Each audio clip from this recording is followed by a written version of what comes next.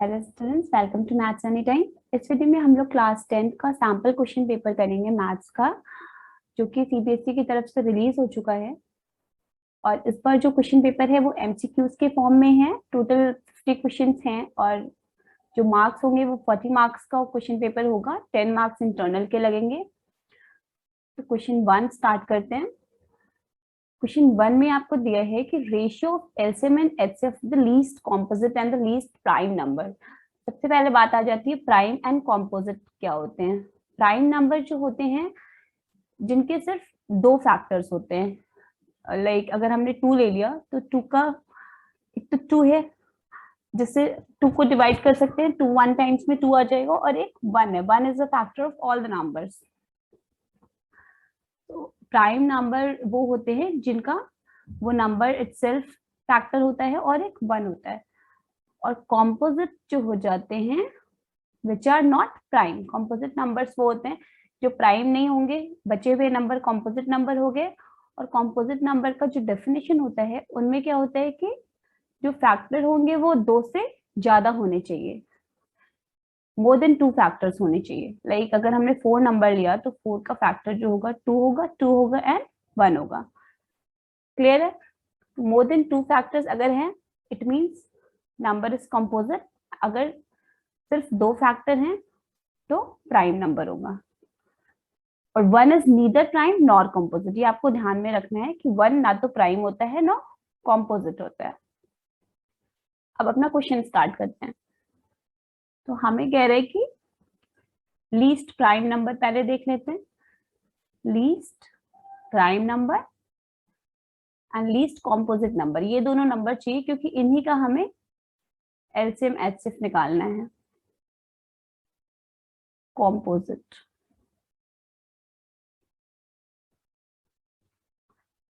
ठीक है। अब लीस्ट प्राइम नंबर मतलब सबसे छोटा प्राइम नंबर, तो 1 को हमें लेना नहीं है। अगर 2 की बात करें तो सबसे छोटा प्राइम नंबर जो होता है वो 2 होता है, जिनके सिर्फ 2 फैक्टर्स होंगे। और लीस्ट कॉम्पोजिट नंबर में 4 होगा, क्योंकि अगर आप 2 को देखा तो सिर्फ 2 में 2 फैक्टर्स थे। 3 लोगे तो 3 is also prime number, there are only 2 factors of 3।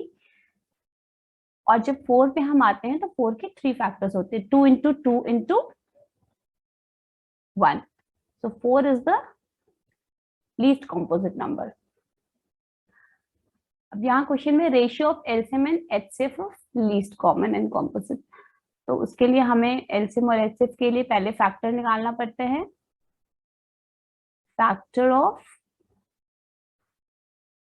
4 and factors of 2। 4 का फैक्टर क्या है? 2 का square into 1 and here we can write this. 2 का फैक्टर तो 2 इंटू 1 ही होगा। LCM, ratio of LCM and HCF equals to, LCM जब हम लेते हैं तो 4 और 2 में हम यहाँ देख रहे हैं कि दोनों में 2 कॉमन है, तो जो 2 की हाईएस्ट पावर होगी वो हम लेंगे एलसीएम में। और एचसीएम में क्या होता है? लीस्ट कॉमन, जो लोवेस्ट पावर होगी वो नंबर लेंगे, तो 2 के पावर 1 लेंगे। यहाँ पे फर्दर सॉल्व कर लेते हैं। 2 के स्क्वायर को 2 इंटू 2 लिख सकते हैं, ये कैंसिल हो गया। तो it is 2 by 1 which can be written as 2:1। तो रेशियो आ गया हमारा 2:1। सेकेंड ऑप्शन करेक्ट हो गया आपका। क्वेश्चन 2 में देखते हैं। Question 2 is the value of k for which the lines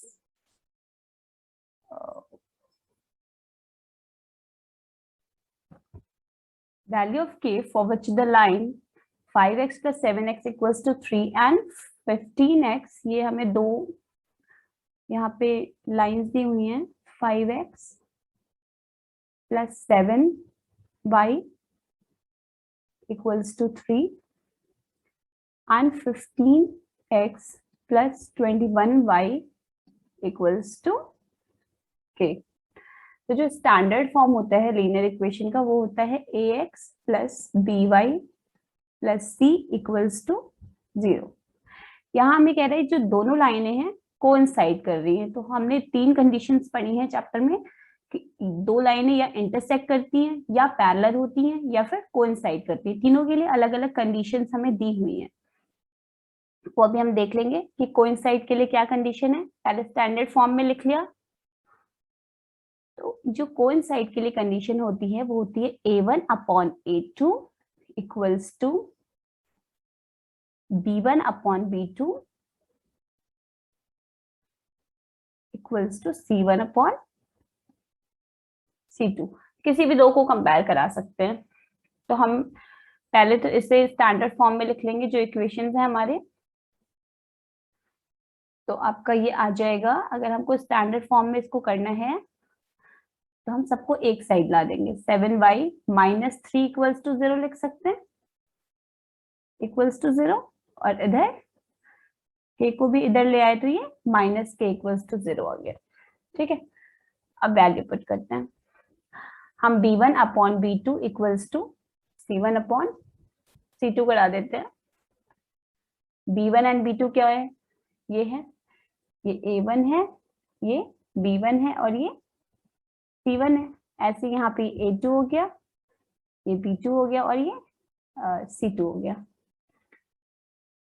B1 की जगह पे 7 लिख सकते हैं। 7/21 B1/B2 इक्वल्स टू C1 हमारा -3 हो जाएगा और C2 -k, क्योंकि स्टैंडर्ड फॉर्म में आप देख लो यहाँ पे प्लस है। तो जब अगर C1 या के सामने या B1 के सामने माइनस होगा तो हम नेगेटिव साइन लेके चलेंगे। ठीक है, कोफिशिएंट के साथ सॉल्व करते हैं। अब यहाँ पे अगर आप क्रॉस मल्टीप्लाई करोगे, नेगेटिव नेगेटिव तो कैंसिल हो जाएगा।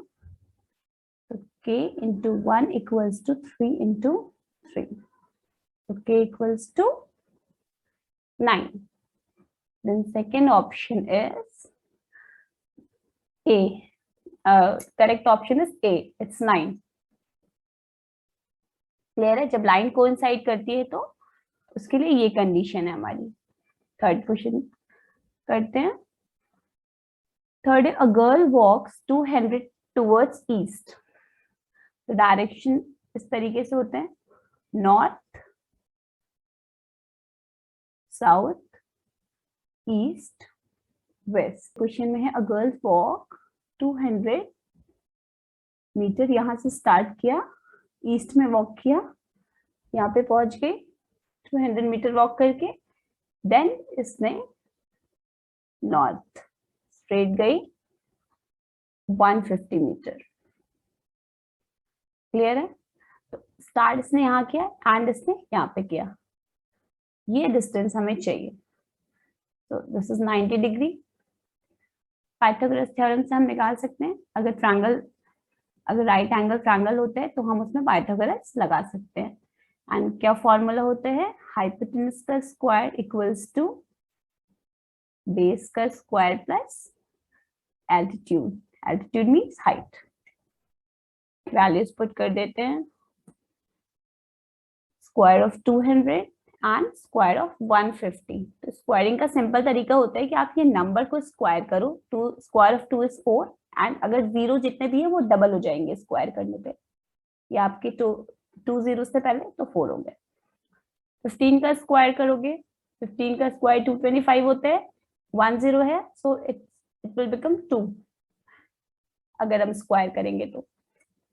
एड देम, आप इसको ऐड करके हम चेक कर लेते हैं क्या आ रहा है। 2 2 5 0 0 0 0 5 2 and 6, it is 625 0 0।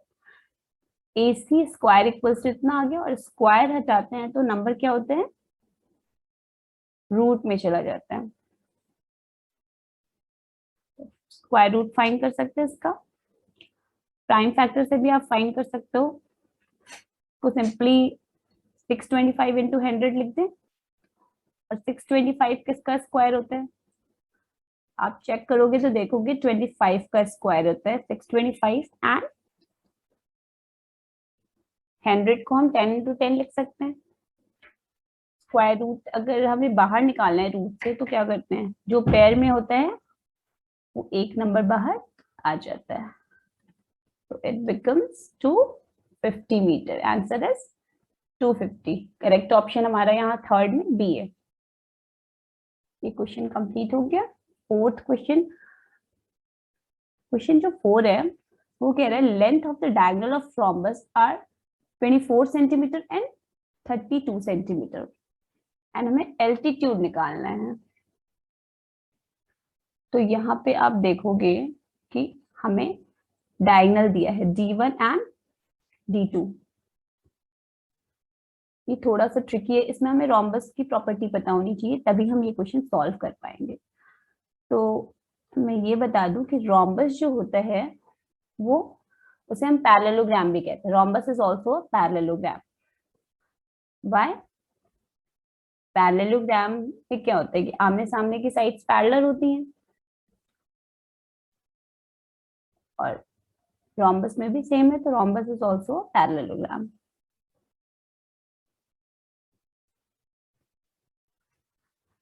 अब हमने एक ये रोम्बस बना लिया यहाँ पे, और डायगोनल्स जो होते हैं रोम्बस के, डायगोनल्स 90 पे बाइसेक्ट करते हैं। 90 डिग्री पे क्या करते हैं?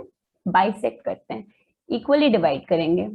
लाइक हम एक डायगोनल 24 है तो 12 हो जाएगा, और सेकंड 32 है तो इसका हाफ 16 हो जाएगा।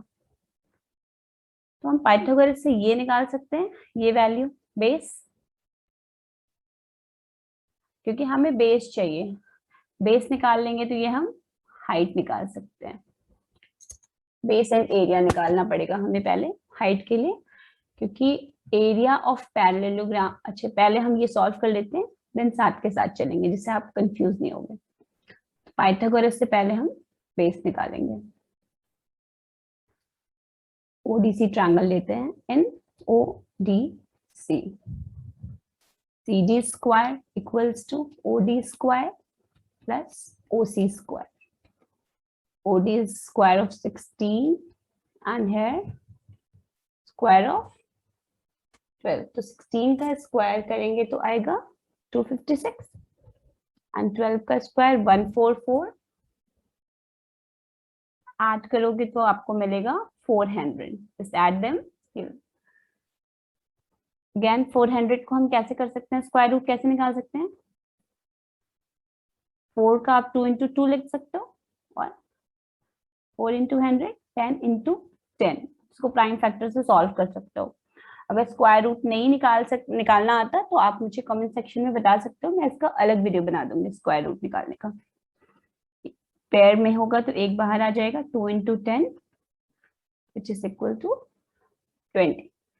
बेस जो हमें मिला वो मिल गया 20। अब हम एरिया निकाल लेंगे। एरिया क्या होता है रोम्बस का? Half into D1 into D2। This is the formula of area for rhombus. D1 is 24 and D2 is 32। तो 2 1 टाइम्स में गया एंड 6 टाइम्स में 12। मल्टीप्लाई करके देखते हैं, 16 and 24,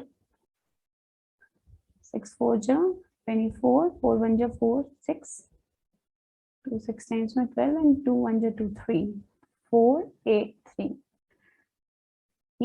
384 हमारा एरिया आ गया।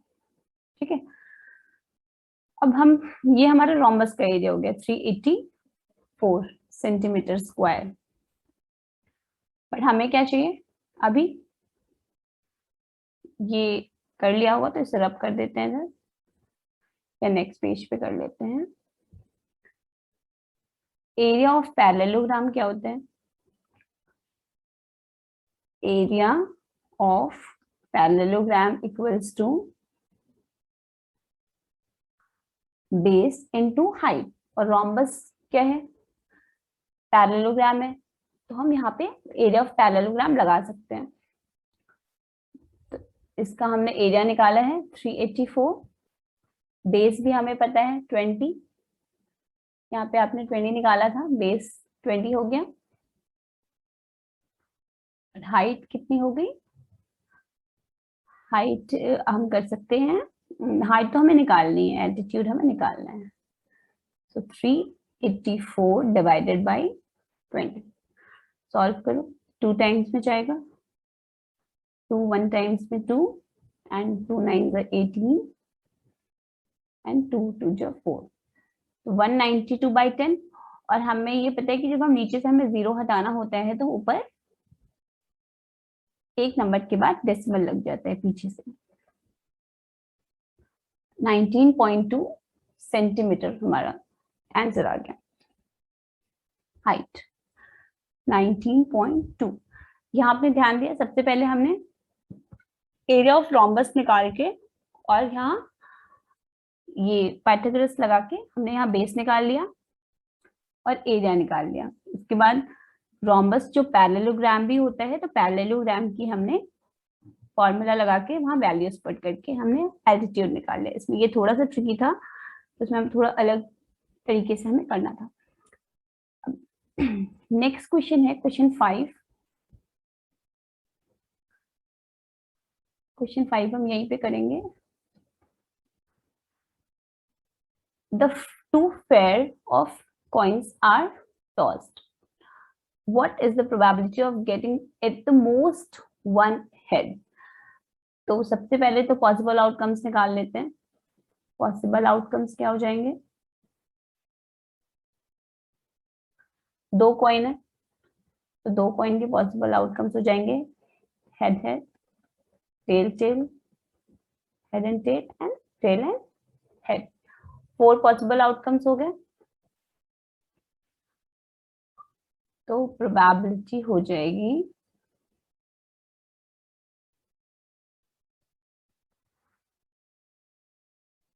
नीचे में क्या लिखते हैं डिनोमिनेटर में, टोटल आउटकम्स, तो टोटल आउटकम्स 4 हो गए एंड फेवरेबल कितने हो जाएंगे, most at the most one head. ये हाँ आपको समझना है, ये जो कह रहा है अगर एट द मोस्ट मतलब कि एक हेड होना चाहिए या तो उससे कम होना चाहिए, या एक तो होना ही चाहिए या 0 भी हो सकता है, मतलब इधर 1 और 0। अगर यहाँ कहते हैं एटलीस्ट वन हेड मतलब होता है एक या एक से ज्यादा। अगर यहाँ पे कह रहे एक एट मोस्ट वन हेड मतलब ज्यादा से ज्यादा एक होना चाहिए और उससे कम भी हो सकता है। ये लैंग्वेज समझनी है, तो यहाँ पे हमें 1 या फिर 0, ऐसे कितने कंडीशन है हमारे पास, 1 2 एंड 3। 1 से ज्यादा नहीं होना चाहिए, मैक्सिमम 1 होना चाहिए, एट मोस्ट वन हेड। अगर यहाँ पे हमें पूछा है एटलीस्ट वन हेड बोल रहे हैं, इसका मतलब मैक्सिमम 1 होना चाहिए। तो यहाँ पे 3 हो गए फेवरेबल, तो 3/4 यहाँ ऑप्शन में है, फर्स्ट ऑप्शन करेक्ट है इसमें, 3/4।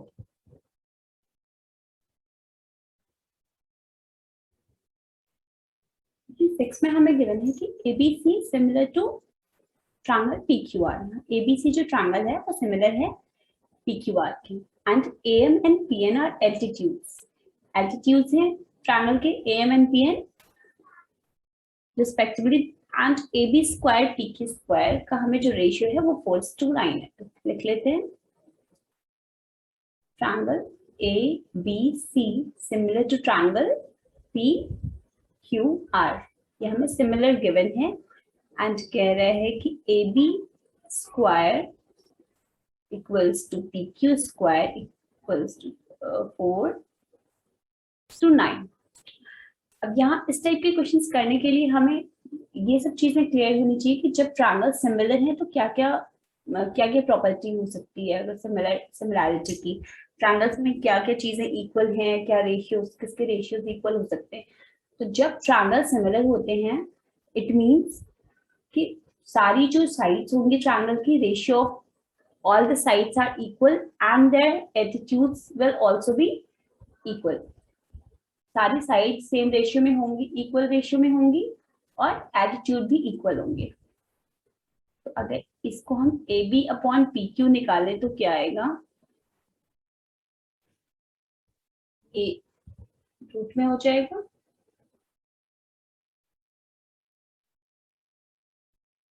4/9.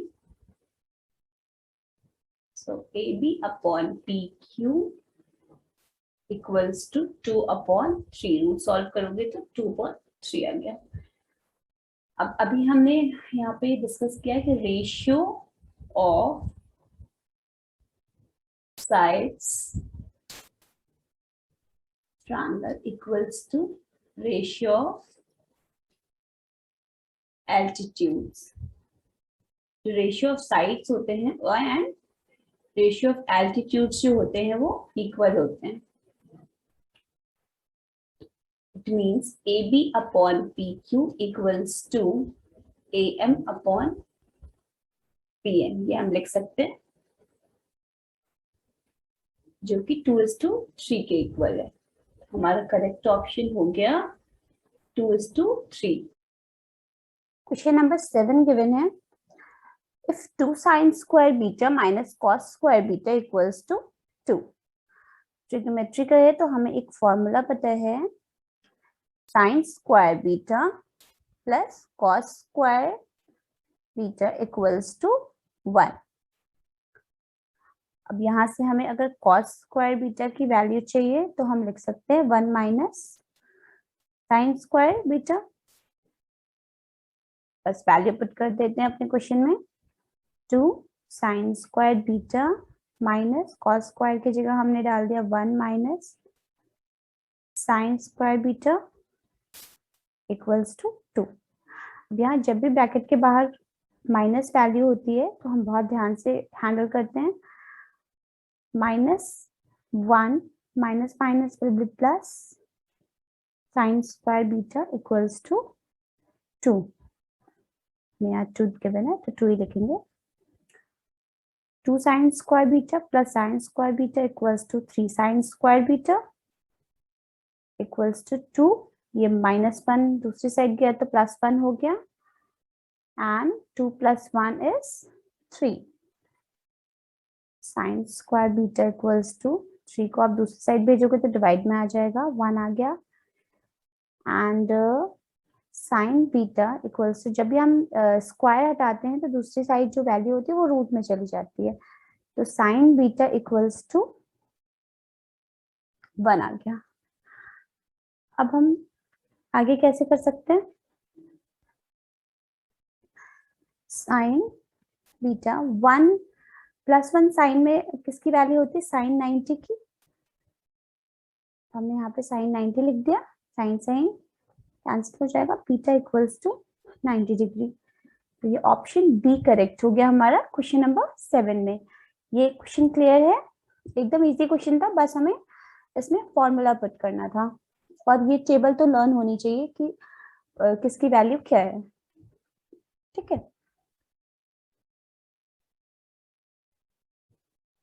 एट क्वेश्चन है. एट क्वेश्चन रीड करेंगे. Prime factor of denominator of rational number. किसकी बात कर रहा है? रैशनल नंबर की बात कर रहा है. तो रैशनल नंबर की क्या क्या कंडीशंस होती हैं? First, should be in the form of p/q. Second, हमने पढ़ा है कि जब भी हम डिनोमिनेटर को सॉल्व करेंगे तो जो उसका प्राइम फैक्टर है वो किस फॉर्म में होना चाहिए? हमें प्राइम फैक्टर ऑफ डिनोमिनेटर बोल रहे हैं. जब उसको फैक्टराइज करोगे तो 2 × 5, मतलब 2 का स्क्वायर, 2 की पावर में समथिंग कुछ भी आ सकता है, 5 की पावर में कुछ भी आ सकता है, और 2 और 5, या 2 5 होना चाहिए, 2 × 5 इस तरीके से फैक्टराइज होना चाहिए, या फिर 2 की पावर में आना चाहिए डिनोमिनेटर, या सिर्फ और सिर्फ 5 की पावर में आना चाहिए. तो जो हमारा करेक्ट ऑप्शन है इसमें 3 नहीं हो सकता डिनोमिनेटर में, रैशनल नंबर है, तो ये 2 × 5 करेक्ट ऑप्शन है. ये सॉल्व हो गया हमारा 8. समझ में आ गया? डिनोमिनेटर को जब हम प्राइम फैक्टर करेंगे डिनोमिनेटर का, तो जो उसके फैक्टर्स हैं वो 2 × 5 की पावर्स में आने चाहिए, या फिर सिर्फ 2 की पावर में भी आ सकते हैं, सिर्फ 5 की पावर में भी आ सकते हैं. क्वेश्चन 9 करेंगे. 9 में हमें दिया है x equals to a, y equals to b. Suppose इस टाइप के क्वेश्चन में हम क्या करते हैं, ग्राफ ड्रॉ कर लेते हैं तो ज्यादा क्लियर समझ में आता है। या आपने ग्राफ ड्रॉ किया, ये x एक्सिस है सबको पता है और ये y axis. x equals to a दिया, सपोज यहाँ पे कहीं a है और यहाँ पे y पे कहीं पे b है। जब भी x equals to a given है तो जो हमारी लाइन होगी वो y एक्सिस के पैरेलल होगी। क्यों?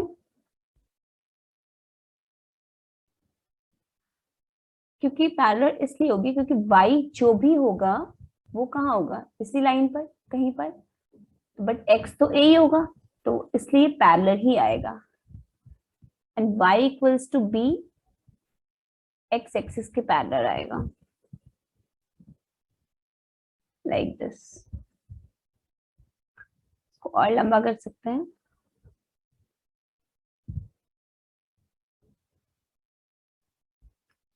ये दोनों लाइनें क्या कर रही, इंटरसेक्ट कर रही हैं। अगर इंटरसेक्टिंग पॉइंट भी पूछता है तो ये x हमारा यहाँ पे क्या है, a है, और y क्या है, b है, तो इंटरसेक्टिंग पॉइंट a b हो गया ना।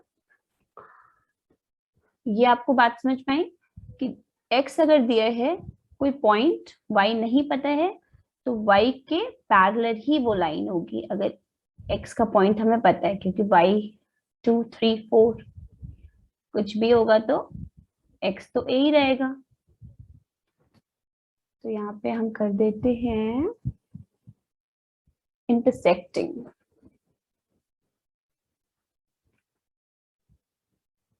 क्वेश्चन 10 है, the distance of point -5x and from the origin. हमें एक पॉइंट क्या दिया है, -5x, -5, दूसरा 6 है, एंड सेकेंड इज ओरिजिन। किसी को भी आप x1 y1 ले लो और सेकेंड को x2 y2। डिस्टेंस फॉर्मूला क्या होता है, x2 माइनस x1 का square plus y2 minus y1 का स्क्वायर। ये फॉर्मूला आपको लर्न होना चाहिए। 0 माइनस माइनस प्लस हो जाएगा, प्लस 0 माइनस 6 का square. 5 square is 25 and 6 square is, -6 को स्क्वायर करोगे तो माइनस का स्क्वायर होता है तो प्लस हो जाता है। 36 and 25, 6 5 11 and 3 4 5 6, it is 61, root 61। Root 61 solve नहीं होगा, प्राइम नंबर है, ऑप्शन में चेक कर सकते हैं, ये ऑप्शन गिवन है रूट 61। तो 10th का ऑप्शन बी करेक्ट है। ये हमारा 11th क्वेश्चन है। 11th में हमें गिवन है a square equals to 23/25, then it is a rational है, irrational है, whole है, integer है, ये हमें चेक करना है। तो स्क्वायर है तो पहले स्क्वायर हटाते हैं तो ये रूट हो जाता है 23/25। 23 is a प्राइम नंबर, सो हम रूट सॉल्व नहीं कर सकते, 25 का सॉल्व कर सकते हैं, तो 25 का रूट है 5।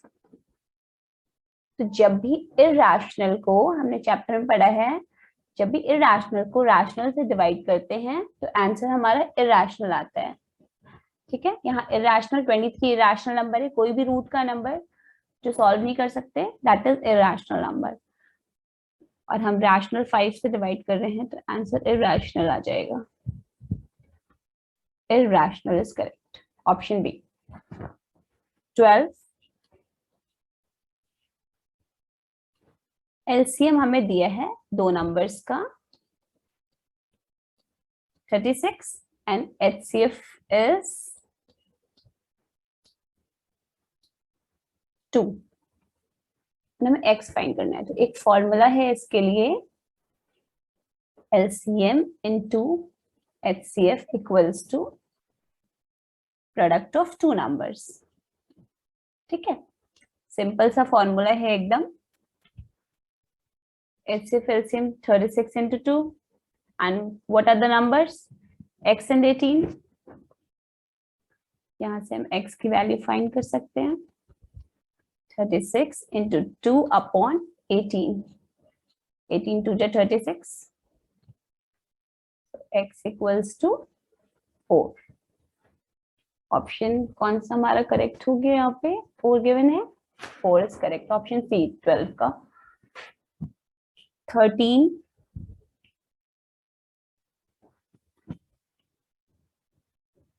क्वेश्चन जो है उसमें कह रहे हैं कि ABC is a right angle at B। ABC right angle 13 हम यहाँ पे करेंगे।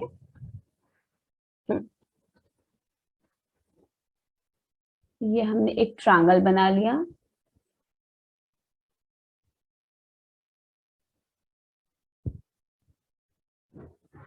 ठीक है, ये हमने ट्रायंगल बनाया, उसके बाद ट्रायंगल बना लिया और कह रहे ABC right angle at B. तो right angle at B means 90 degree पे बी होगा, A and C। if 10A हमें गिवन है, 10A equals to √3 equals to √3 where it is question is there, और हमें फाइंड करना है। तो 10A एक फॉर्मूला हमें पता है, पंडित, बद्री, प्रसाद, हर, हर, भोले। यहां से हम पता करते हैं। ये फर्स्ट साइन cos 10, फिर जब इसको रिवर्स उल्टा कर देंगे तो cot sec cosec हो जाता है। अब हमें 10 पे जाना है, ये third number, P upon B। P means perpendicular, B means base. ठीक है, और 10A को देखना है, तो यहाँ पे A है, तो A को देखना है तो ये देखेंगे। हमें ये तो पता है कि 90 डिग्री के सामने वाला हाइपोटेनस होता है, ये तो क्लियर है इसमें। तो जो एंगल हम लेते हैं उससे जो उसके जो बगल वाली जो लाइन होती है दैट इज बेस। एक तो हाइपोटेनस हो गया, दूसरी वाली क्या हो जाएगी? बेस हो जाएगी। तो 10A के लिए बेस परपेंडिकुलर अपॉन बेस हो गया, तो ये √3/1 है। तो 10A के लिए परपेंडिकुलर क्या हो जाएगा? बेस ये है तो परपेंडिकुलर ये हो गया। ठीक है, तो परपेंडिकुलर अपॉन बेस। अब AC निकाल लेते हैं। So AC square equals to AB square plus BC square by Pythagoras। AB 1 and √3 का स्क्वायर, तो 1 + 3 equals to 4। और यहाँ से हम अगर स्क्वायर हटाएंगे तो ये रूट में चला जाएगा और √4 equals to 2 आ गया। AC हमने फाइंड कर लिया 2। अब क्या करेंगे? यहाँ पे हमें निकालना है हमारे क्वेश्चन में cos A cos C minus sin A sin C equals to what? cos A क्या हो जाएगा? cos A equals to cos, ये मैंने फॉर्मूला हटा दिया, पंडित, बद्री, प्रसाद, हर, हर, भोले। साइन कॉस, कॉस ये सेकंड है, बेस अपॉन हाइपोटेनस एंड ए देखना है। ठीक है, तो ए में क्या हो गया? बेस। मैंने बताया कि ये जो दो लाइन होंगी ट्रायंगल्स, जो हम एंगल बन रहा है उससे जो सटी हुई, एक बेस होगी और एक हाइपोटेनस होगी। तो हाइपोटेनस तो 90 के सामने वाली होगी, तो जो बची वो बेस होगी। Base upon hypotenuse 1/2, cos A equals to 1/2। Then cos C, cos C के लिए हमें ये लेना पड़ेगा। अब बेस क्या हो गई? ये बेस हो गई, क्योंकि मैंने बताया एंगल से टच करे, जो टच करती हुई लाइन होगी वो बेस होगी और एक हाइपोटेनस। तो सी के लिए बेस बन गया हमारा √3, base upon hypotenuse. Base is √3 and hypotenuse is 2.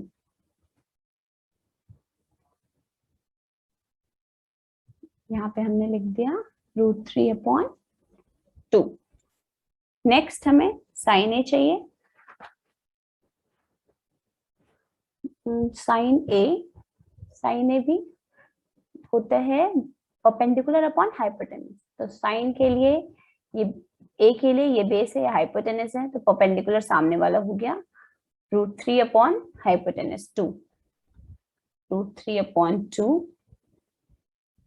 And next हमें साइन सी चाहिए। साइन सी के लिए परपेंडिकुलर अपॉन हाइपोटेनस क्या हो गया, परपेंडिकुलर इसके सामने वाला हो गया, क्योंकि इससे सटी हुई जो साइड होती है वो बेस होती है, तो परपेंडिकुलर 1 हो गया और हाइपोटेनस हमें पता है 90 के सामने 2। वैल्यूज पुट कर देते हैं इसमें। 1/2 इंटू √3/2 माइनस √3/2 इंटू 1/2। √3/4 मल्टीप्लाई करोगे तो आपको मिलेगा, यहाँ पे भी सेम मिल गया। सो जब हम सेम थिंग माइनस करते हैं तो हमें मिलेगा 0। आंसर इज, यहाँ पे आपका करेक्ट आंसर 0 हो गया। यहाँ पे हमने ऑप्शन में टिक नहीं किया, ये रैशनल था और ये फोर्थ है इसका आंसर।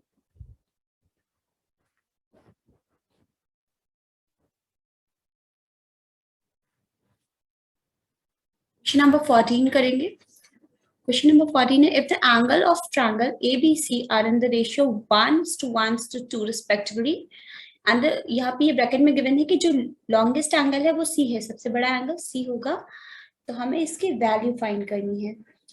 सबसे पहले एंगल्स निकाल लेते हैं, हमें रेशियो पता है, तो जब हमें, और ट्रायंगल का सम कितना होता है सारे एंगल का 180, तो 1x plus 1x plus 2x equals to 180. 2, 3, 4. It is 4x equals to 180 and x equals to 180 divided by 4. 4 times में 16 आ गया and 2 4 5 से 20. x हमें 45 मिल गया। एक राइट एंगल ट्रायंगल बनाते हैं। x 45 है, तो एंगल्स जो हो जाएंगे 45, 45 एंड एक जो है वो डबल है x का, 2x है, तो वो 45 2 90, ये 90 एंगल हो गया, ये आपका 45 हो गया और ये भी 45 हो गया। ये थोड़ा सा बड़ा ट्रायंगल बना लेते हैं। ये हमने ट्रायंगल बना लिया, एक एंगल 90 है, आपके x की वैल्यूज रख के हम एंगल्स फाइंड कर सकते हैं। और ये जो दो एंगल्स हैं 45 और 45 है। क्वेश्चन में हमें गिवन है ब्रैकेट में कि जो लॉन्गेस्ट एंगल है वो क्या होगा, C होगा, तो हम यहाँ 90 हमारा सबसे बड़ा एंगल है, तो यहाँ हम C रखेंगे। A और B आप कोई भी दे सकते हो, ठीक है। अब हमें जो वैल्यू फाइंड करनी है वो देखते हैं। sec A upon cosec B minus 10A upon cot B। तो यहाँ पे हमें A हमारा एंगल जो है वो 45 है, अगेन cosec B एंगल 45 है, वैल्यूज पुट कर देते हैं, 10 45 एंड cot 45। अब यहाँ हम सबकी वैल्यूज पुट करेंगे, तो ये आप टेबल आपको एकदम क्लियर होना चाहिए, तभी हम यहाँ पे वैल्यू पुट कर सकते हैं। sec 45 जो होता है वो √2, cosec 45 is also √2, value of cosec 45, 10 45 is 1 and value of cot 45 is also 1। ये 1 1 कैंसिल हो गया, √2 कैंसिल, ये आ गया 1 माइनस 1 आ गया, विच इज इक्वल्स टू 0। तो यहाँ पे आपका जो करेक्ट ऑप्शन होगा वो होगा 0। ये हमें गिवन है, हमारा 0 आ गया, ठीक है। अब 14, क्वेश्चन नंबर 14 स्टार्ट करते हैं।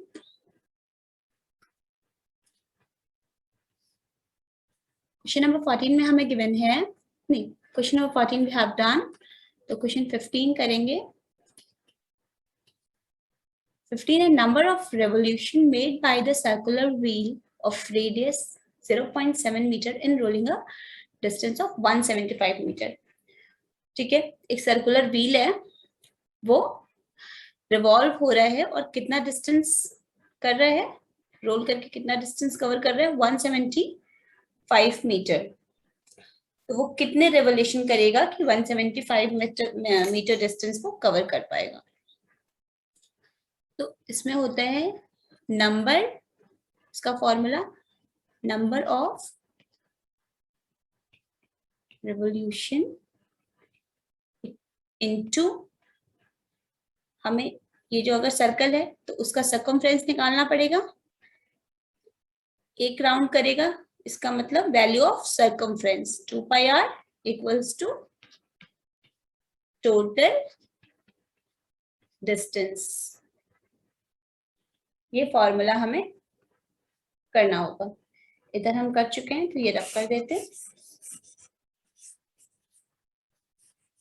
यहाँ पे हम सबसे पहले क्या निकालेंगे, circumference 2 pi r equals to 2 into circumference मतलब 1 रेवोल्यूशन, एक चक्कर लगाता है, दैट इज सर्कमफ्रेंस।